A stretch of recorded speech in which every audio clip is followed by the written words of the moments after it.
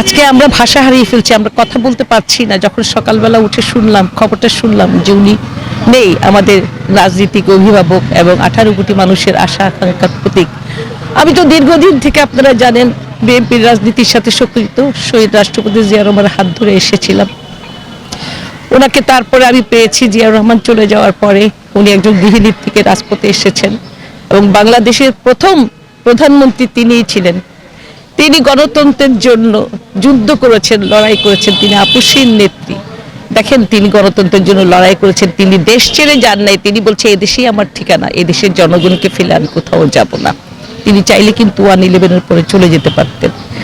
তারপরে তিনি সেটাও বলেছেন, আজকে আমরা মহান রব্বুল আলামিনের দরবারে শুকরিয়া করি, আদায় করছি যে আমাদের ভারপ্রাপ্ত চেয়ারম্যান এসে ওনার মাকে দেখেছেন, ওনার জানাজাটা পড়তে পারবেন। উনি বলেছিলেন যে তারেক জিয়া আসবে, লক্ষ লক্ষ মানুষ তাকে বরণ করবে। আমরা সেটাই শুকরিয়া আদায় করছি। তারেক জিয়া এসছেন, ওনার মাকে দেখেছেন, ওনার নাতি, ওনার বউ, পুত্রবধূরা ওনাকে দেখেছেন। এটাই আমরা আজকের দিনে এখন শুধু শুধু চট্টগ্রাম না, সারা বাংলাদেশ স্তব্ধ হয়ে গেছে শোকাহত ওনার জন্য। আল্লাহ যেন আমাদের নেত্রীকে ব্যস্ত নসিব করেন। তিনবারের প্রধানমন্ত্রী, আপসীর নেত্রী, উনি 17 বছর ধরে অনেক নির্যাতিত, নিপীড়িত হয়েছে। দেশের জন্য, জনগণের জন্য যে কাজগুলো করে গেছেন, ওনাকে এমন একটা অফার দিয়েছেন 2 সন্তানকে নিয়ে দেশের বাইরে চলে যাওয়ার জন্য। উনি যায় নাই।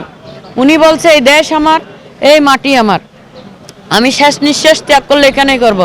তবে আল্লাহর কাছে কোটি শুকরিয়া, উনি যেটাই চেয়েছেন সেটাই উনি পেয়েছেন। তো আল্লাহর কাছে আমাদের সবারই দোয়া, বিএনপি প্রত্যেক পরিবারের দোয়া, যেন আমাদের দেশনেত্রী বেগম খালেদা জিয়াকে জান্নাতুল ফেরদৌস নসিব করবেন।